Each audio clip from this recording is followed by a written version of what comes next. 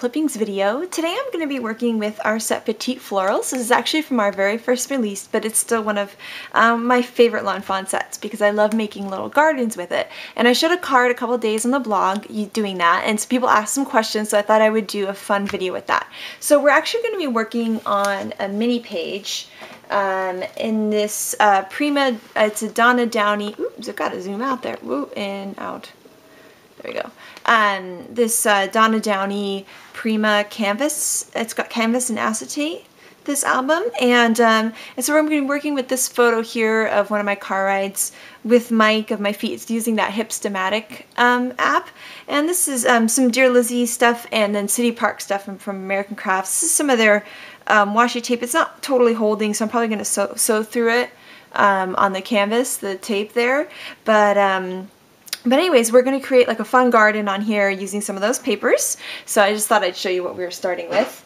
And so let's see. So we're going to be working with a bunch of really fun American Crafts papers. So we have City Park, Hyde Park, Golden Gate Park, Bay Park, Fairmont Gardens, and Greenbelt Gardens, and just really great colors. They're so me. I love this line, and we're going to be paper piecing flowers with it. So I'm just going to show you real fast how we're going to stamp that.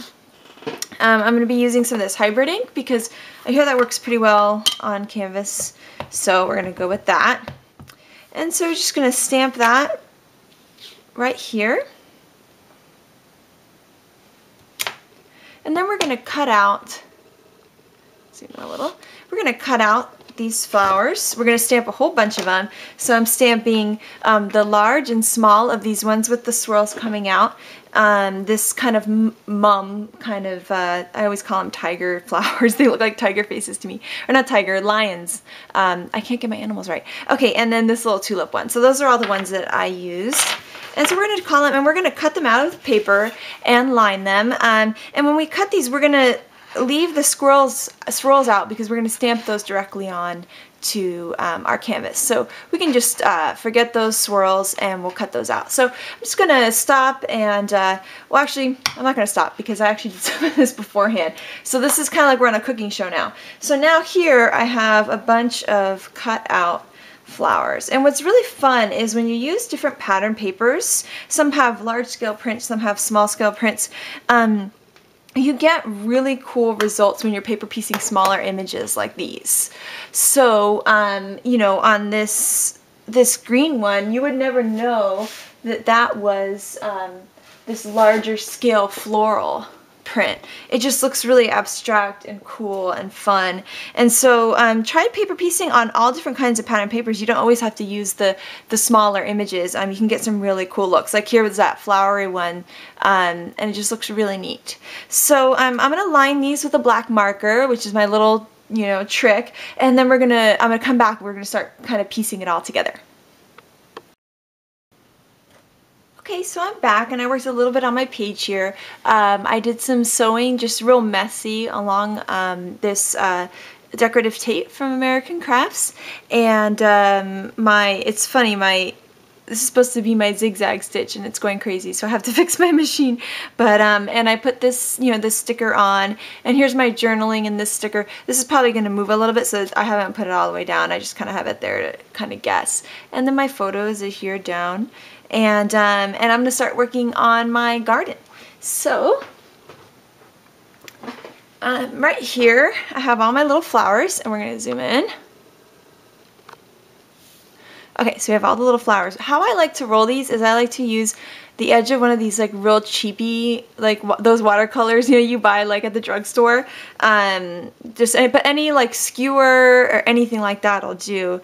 And what I do is I just take the ends and roll them around the brush and kind of give them life. And if there's two together, I do them both like that. And I kind of just roll it around and roll them around. And now I've got this sort of this flower that just says so much more than just, you know, this one here.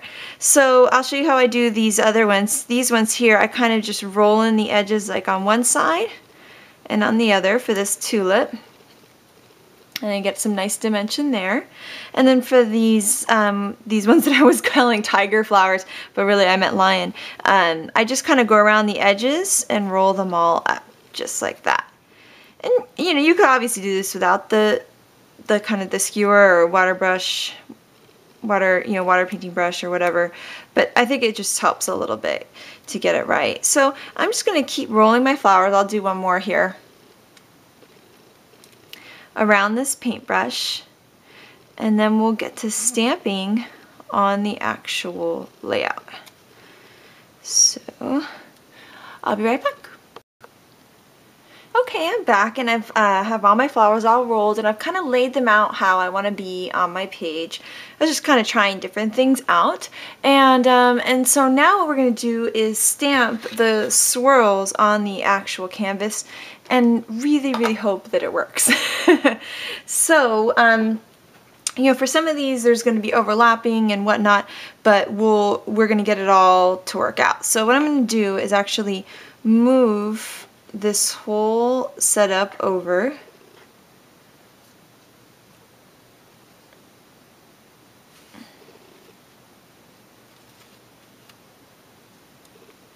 And then we're going to take this small flower here. I'll zoom in. My mom likes monogram things, so she got me a post-it that has my name on it. So I'm just going to cover up this edge here, just so that I'm not stamping over the photo.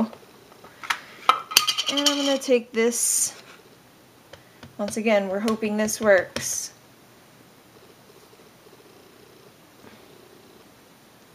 And I have a feeling, you know, it's going to look a little messy and whatnot, but that's okay. So we're just going to stamp that right there. I'm just going to let it soak into the canvas some, and then lift up, and you'll see that cool look. And then what we're going to do is overlay this flower, just like that. And we're going to have a really fun look there. So we're going to keep going with that. Okay, so I finished using my Post-it as a mask, and I have my flowers stamped all around, and so I'm going to start adhering them. We're going to add some glossy accents now to the back of the flower, just in the center, just like I would a glue dot. And then we're going to put that piece right over the flower. And just hold it down a little bit. I really like the look of the stamping on the canvas. There's just so much texture. It's so pretty. So we're just going to do the same thing. We're going to put some glossy accents in the center of this yellow or blue flower. Yellow on the back.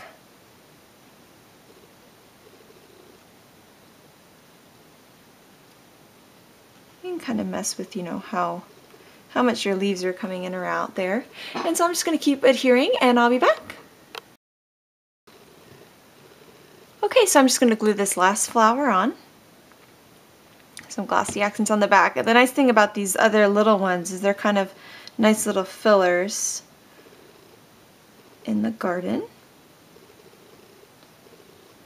And now we have this really cool kind of photo frame that looks like a garden.